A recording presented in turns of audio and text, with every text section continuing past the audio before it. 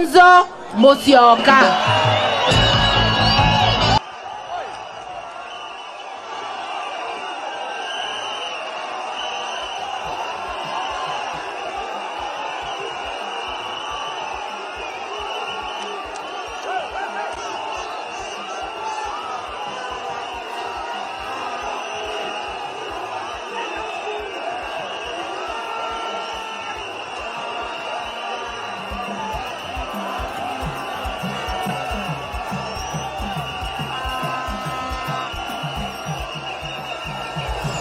Thank you. Kitale hoye. Nzoia hoye. Bonde la Ufa hoye. Kenya yetu hoye. Basi naomba munisikilize. Nimefika leo pamoja na wenzetu hapa, ndugu Raila, dada Martha, senior counsel. Mwanasheria huyu kama mimi, mtaniruhusu niongee juu ya wanasheria, kwa sababu kuna wanasheria wengine bandia, lakini hawa wawili ni senior counsel. Yaani tuko na uwezo wa kukosoa judiciary ya Kenya bila uoga. And I want to proceed to do that. Na naomba tu vijana tusikilizane, we are here for you. Jana nilisema Kakamega elimu, wakati mmoja mimi nilikuwa waziri wa elimu miaka 3.5. Aliyekuwa assistant minister wangu, amini usiamini, na wakati nikiwa waziri wa elimu tulikuwa tunajua huwezi kuwa na elimu ikiwa utakuwa na mwalimu mmoja na watoto 100. Ingawaji mzee Kibaki na alale vyema, ndugu yangu Raila na mimi tulifanya kila juhudi tukupatia watoto wa Kenya hii free and compulsory primary education, na sasa tulikuwa tayari kuwapatia free secondary education. Ingawaji hivyo tulijua kwamba lazima walimu wawe ni mwalimu mmoja, maximum wanafunzi 45. Sasa hivi hata inaitwa junior secondary, hawakuifikiria vizuri. Wanaleta mwalimu mmoja anafunza masomo 11, hata ajui ataanza wapi, ataprepare elimu aina gani. Ndio unaona wazazi wengine wasema wanapeleka watoto badala ya junior secondary hiyo wanapeleka standard 8 ya mwisho. Hii hawa jamaa wamechanganyikiwa, hawajui wafanye nini juu ya elimu ya watoto wetu, na bila elimu hatuwezi kuwa na taifa. Kwa hivyo hapa Kitale ni free food basket. Hapa ndipo chakula cha wananchi wa Kenya wanatoka, na kama wa Kitale wanalia njaa, Mukamba wa Kitui atalia nini? Mtu kutoka Sekuru ataanza kukonda, na tayari wamekonda.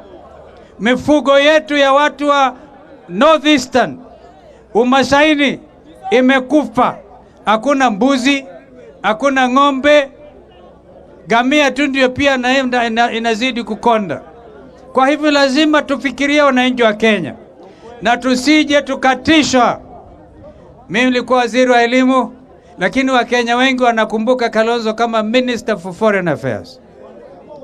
Na katika hali hiyo tulijaribu sana kuleta amani Somalia, hata Burundi, na hata hivi majuzi DRC Congo na kwingineko. Naomba munisikilize wa Kenya, msije mkafadhaika, kwa sababu wengine wamepatwa na tumbo baridi for nothing.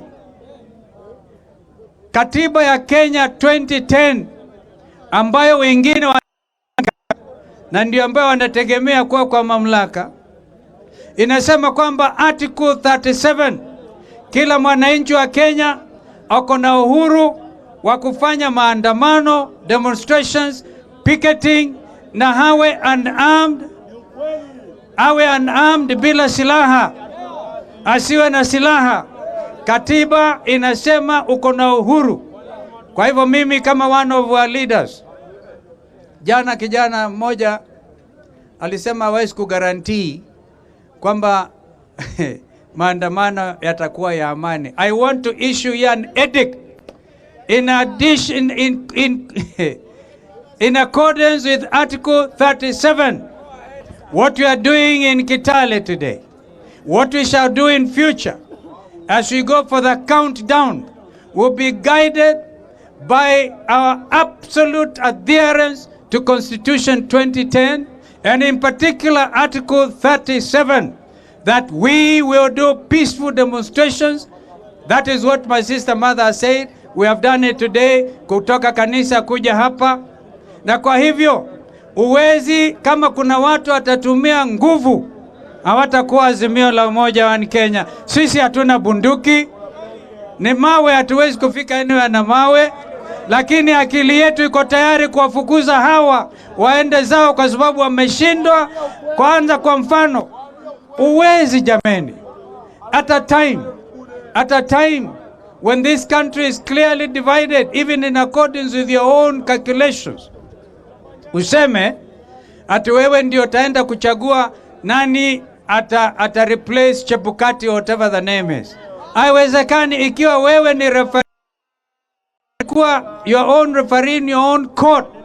This is why wakati moja kulikuwa na IPPG, Interparliamentary Group, ambao ilisema hata watu wakati wa upinzani na waliokuwa mamlakani wakatoa watu ambao walisimamia na kutoa makamishna ambao walisimamia uchaguzi. This is why 2002 was just the most democratic election in this country.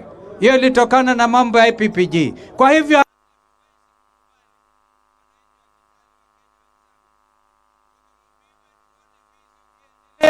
watu wanataka kujipanga kuiba 2027 in 2023. Wangapi wanasema hatutakubali? Wangapi wanasema hatuwezi kukubali? That issue as clear as possible. And over that issue alone, on that issue alone, ya wizi wa Chebukati na wenzake, wa makamishina watatu, makamishina wanne walisimamia ukweli. Na sasa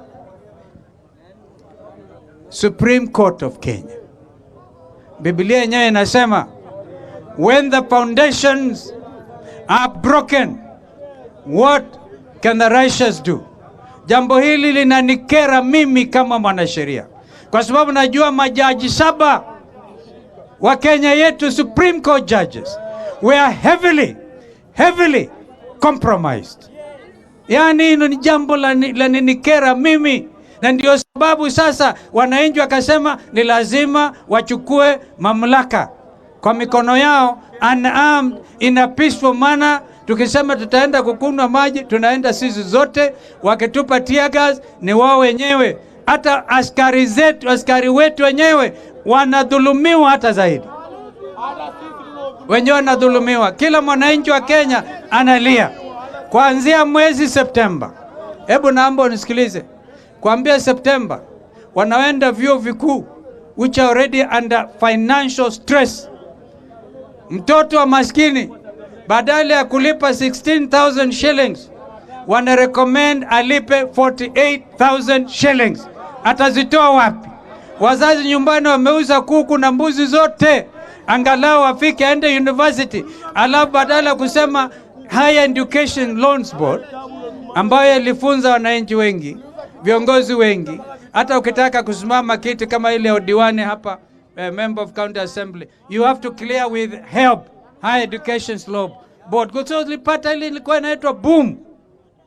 Hata boom wanakataza. Yani hao jamaa ndio wananchi wakasema, and I want you now to give you assurance. Hakuna nchi duniani, as a foreign relations expert, niwaeleze vizuri, wanaangalia hao ambao wanasema ati Raila hawezi kwenda, hawezi kusema, ni wao wenyewe wanapiga debe zao wenyewe. I want to see which ambassador in Kenya accredited to Kenya. We want to go against the people's power under Constitution 2010, which vests sovereign power in the hands of the Kenyan people. Hakuna balozi. Nataka mjue hakuna balozi atajaribu. Vile watajaribu, angalieni wakati walifanya what they wanted to do the Arab Spring in Tunisia. They waited for what people wanted. There was Tahrir Square, Misri. Juzi watu wa Sri Lanka walitimua watu ambao walikuwa wanapora. Kwanza maji ya uporaji, swala la uporaji Kenya hii ni swala ambalo kusema kweli kila mwananchi inambidi kila mwananchi angalie na aseme la, aseme tawe. Sema tawe. Sema tawe kwa wizi. Sema tawe kwa wizi wa kura. Wangapi wanaamini Raila Odinga alichaguliwa kupika kura zote hapa?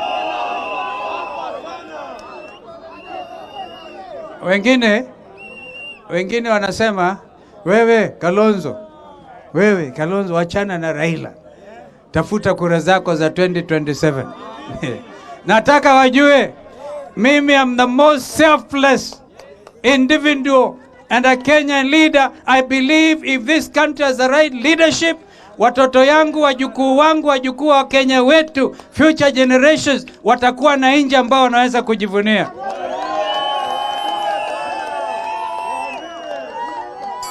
Sasa, and they know one thing. Wanajua mimi siongei uongo. Siwezi kuongea uongo. Wanajua kwamba mimi am a personal believer in the power of Jesus Christ of Nazareth, ambaye alikufa kwa sababu yangu. Na ndio tunasema ndugu wa Katoliki, at this time of Lent, I really like that Catholic example. When they follow the way of the cross. Yani wana mimic vile Bwana Yesu mwenyewe aliteswa. Mimi na Raila na Martha sisi ni kitu gani? Wakitaka kututesa wajue Yesu aliteswa kabla ya mambo yote haya. Na ndio sasa sisi zote tuko sawa. Tuombeane. Tukienda safari, I want to insist, nataka nirudie, peaceful demonstrations, peaceful picketing, peaceful assembly under Article 37 of this country. Hata wazungu wanajua hiyo. Na hakuna mtu atazuia. In effect, hawa ambao wanasema atuwafanye sanctions, wanamwangalia ndugu Raila kama a champion of democracy. Wangapi wanajua Raila ni champion wa demokrasia? Angesema ngoja yeye sasa apumzike. Lakini akipumzika wakati wa Kenya wanaharibiwa maisha ya future. Vijana hawana kazi. Vijana hawana kazi. Na sisi tuko tayari kusema kila county iwe na industries ambazo zinaweza kuajiri vijana wetu hao. Kwa hivyo nataka tena nijue wangapi wanasema tukienda mbele tutaenda kwa amani tupu. Amani tupu. If they come to riot, that will be their response. Sasa nataka nimuite ndugu